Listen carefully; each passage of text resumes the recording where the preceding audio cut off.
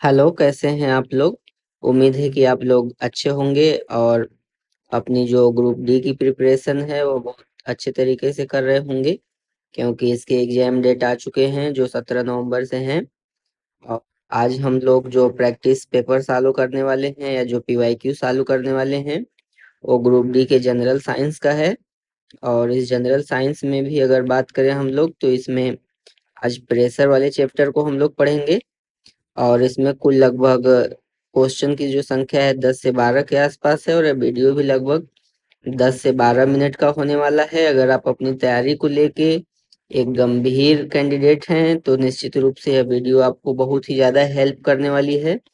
इसमें हम लोग कॉन्सेप्ट के साथ साथ जो और सूत्र और जो इम्पोर्टेंट चीज़ें पूछी जा सकती हैं या जो दूसरे एग्जाम्स में आई हैं रेलवे के लेकिन इसमें भी संभावित है उसको भी डिस्कस करेंगे। तो हम लोग समय बर्बाद नहीं करते हैं एकदम से भी। सबसे पहले हम लोग क्या करते हैं कि पहला प्रश्न जो है वह यह है, दाब को किस प्रकार परिभाषित किया जाता है। तो अगर हम दाब के विषय में बात करें तो इसे अंग्रेजी में प्रेशर भी लिख के आता है। पहली चीज तो यह जानिए, या दाब लिख के आता है या दबाव लिख के आता है। और इसका क्या है कि अगर सूत्र की हम बात करें तो इसका सूत्र जो होता है, प्रेशर को हम पी से लिखते हैं। यह बल बटे क्षेत्रफल होता है। इसे अंग्रेजी में अगर हम बात करें तो फोर्स बाई एरिया या एफ बाई ए लिखा रहता है, पी बराबर एफ बाई ए। तो इस सूत्र से अगर हम सवाल को हल करें तो यह भार प्रति एकक घनफल, घनफल का मतलब होता है आयतन, जहां घन है वहां पे आयतन होगा।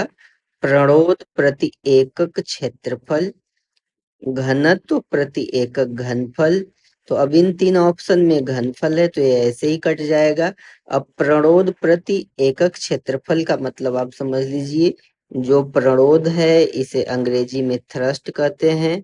थ्रस्ट भी क्या है कि बल का एक दूसरा नाम है। एकक का मतलब होता है इकाई क्षेत्रफल। तो यहाँ से आप देख सकते हैं इकाई क्षेत्रफल पर लगने वाला जो बल है उसे हम क्या कहते हैं, दबाव कहते हैं। तो बी ऑप्शन करेक्ट है। फिर अगर प्रश्न संख्या हम 2 की बात करते हैं तो एक निश्चित तापमान पर वायु का दबाव खाली स्थान के आनुपातिक होता है। तो अगर इसमें हम आप और बात की डिस्कस करें तो जो घनत्व है, वेग है, दूरी है, आयतन है, तो इसमें देखिए सबसे बेहतर जो ऑप्शन है वह ए ऑप्शन है, घनत्व। अगर हम इसको थर्मोडायनेमिक्स के लॉ के अनुसार देखें तो यह आयतन से भी रेगुलेट होता है, लेकिन यहाँ पे जो प्रश्न है वह घनत्व के अनुसार पूछा है। क्यों? क्योंकि जब हम आसमान में नीचे से ऊपर की तरफ जाते हैं तो जो वायु होती है उसका घनत्व कम होता है, घनत्व कम होता है और उसका दबाव भी कम होता है। तो इस तरीके से इसको हम देख सकते हैं। तो इसका ए ऑप्शन करेक्ट है, इसको ध्यान में रखिएगा, यह प्रश्न इम्पोर्टेंट है। फिर अगला प्रश्न, हम प्रश्न संख्या 3 की बात करें तो ऊंचाई पर उड़ते हुए विमान के केबिन के अंदर का दबाव खाली स्थान होता है। ध्यान दीजिएगा कि जो हमारी हवाई जहाज उड़ती है वह क्या है कि अपने जो अलग अलग होते हैं, ट्रोपोस्फियर, आयनोस्फियर और फिर क्या बोलते हैं मेसोस्फियर, इस तरीके की जो है। तो जो वायुयान उड़ने की घटना होती है वह क्या है कि ट्रोपोस्फियर के ऊपर होती है। तो उसमें क्या है कि वायु का प्रेशर कम होता है, लगभग लगभग वैक्यूम की कंडीशन बनने शुरू हो जाती है। तो उस केस में क्या होता है कि वायुयान के अंदर जो होता है, एरोप्लेन या फिर कुछ भी, उसके अंदर हम लोग प्रेशर अधिक रखते हैं, बढ़ाते हैं प्रेशर, या दूसरे माध्यम से बढ़ता है, वह चर्चा का विषय नहीं है। तो हम क्या करते हैं कि बाहर की तुलना में अधिक रखते हैं। यह आपका एरोप्लेन है तो इसमें जो प्रेशर होता है वो बाहर के प्रेशर की तुलना में ज्यादा रहता है, इसको ध्यान में रखिएगा। यह भी प्रश्न महत्वपूर्ण है, हालांकि यह एनटीपीसी का है लेकिन ग्रुप डी में आ सकता है। फिर अगर प्रश्न संख्या हम 4 की बात करें तो प्रश्न संख्या 4 क्या है कि दाब बराबर, आप जानते हैं कि प्रेशर बराबर एफ बाई ए होता है। तो क्या है कि F का मान उत्क्षेप बटे में क्षेत्रफल। अब इस बल को या तो सिंपल बल लिख देगा, या प्रणोद लिख देगा, या उत्क्षेप लिख देगा, या थ्रस्ट लिख देगा, ऐसे कुछ भी लिख सकता है। तो आप लोगों को बेसिकली यह समझना है कि दाब में हमेशा क्षेत्रफल बटे के नीचे रहेगा इसके सूत्र में। संख्या 5 में देखें, खाली स्थान में वृद्धि के साथ एक ठोस द्वारा डाले गए दबाव में कमी आती है। अब देखिए, अब क्या है, प्रेशर का सूत्र F/A होता है। अब वृद्धि के साथ, अब हम किस में वृद्धि करें? अगर हम बल में वृद्धि करते हैं तो प्रेशर बढ़ेगा, अगर हम क्षेत्रफल में वृद्धि करते हैं तो प्रेशर घटेगा। क्यों? मान लीजिए पहले क्षेत्रफल 5 था, फिर बढ़ा के 10 हुआ, तो अब क्या है कि P बराबर F का मान लीजिए 100 था, तो 5 के टाइम पे क्या है कि 20 न्यूटन पर मीटर स्क्वायर है प्रेशर। और जब हम प्रेशर क्षेत्रफल को बढ़ा के क्या करते हैं, 10 कर देते हैं, तो 10 न्यूटन पर मीटर स्क्वायर है। इसका मतलब कि क्षेत्रफल जब हम लोग बढ़ाते हैं तो दाब का मान क्या होता है, कम होता है। तो यह ध्यान दीजिएगा, इसको भी आप लोग समझ में रखिएगा। तो इसका बी ऑप्शन सही है। लेकिन अगर यही कह देता कि अगर हम बल के मान को बढ़ाएंगे या दबाव में वृद्धि आती है, किसकी वृद्धि के साथ, वृद्धि के साथ किसके दबाव में इस कमी की जगह पे वृद्धि लिख दिया होता, तो क्या है कि आपको सोचना पड़ जाता। तो यह बल वाला ऑप्शन सही है। तो इसलिए रट्टा मार की पढ़ाई ज्यादा काम नहीं देती है, कॉन्सेप्ट बहुत ही सरल है। इस सूत्र को आप लोग याद कर लीजिएगा, यह बहुत ही इम्पोर्टेंट है। फिर प्रश्न संख्या 6 देखते हैं, जैसे ही एक तरल पदार्थ की मुक्त सतह से गहराई कम होती है, तरल द्वारा डाला गया दबाव, अब जैसे देखिए यह क्या है, यह पदार्थ है, अब यह मुक्त सतह है, अब यह पदार्थ है। अब इसकी क्या है कि इसकी गहराई पहले क्या है, मान लीजिए कि 10 मीटर या 5 मीटर ले लेते हैं, और अभी क्या है, इसकी गहराई 2 मीटर है। किस टाइम पे ज्यादा बल लगेगा, ए कंडीशन में कि बी कंडीशन में? तो ध्यान दीजिएगा कि जो तरल द्वारा डाला गया दबाव है उसका सूत्र क्या होता है, रो जी एच। एच क्या है, यह गहराई है, कितनी गहराई पर वस्तु है। मतलब कि प्रेशर का मान कब कब बढ़ सकता है, जब जल का घनत्व ज्यादा हो। जी क्योंकि कांस्टेंट रहता है, तो यह घट बढ़ नहीं सकता, यह हमेशा स्थिर रहता है। और यच जब ऊंचाई का मान बढ़ाया जाए तो ऊंचाई का मान हमेशा नीचे की तरफ बढ़ेगा, गहराई बढ़ेगी। यच को बेसिकली आप लोग गहराई ही लिखिएगा जब गहराई बढ़ेगी, ताकि आपको कंफ्यूजन नहीं हुए। तो प्रेशर तब बढ़ सकता है जब तरल का घनत्व बढ़ाया जाए या फिर तरल की गहराई बढ़ाई जाए।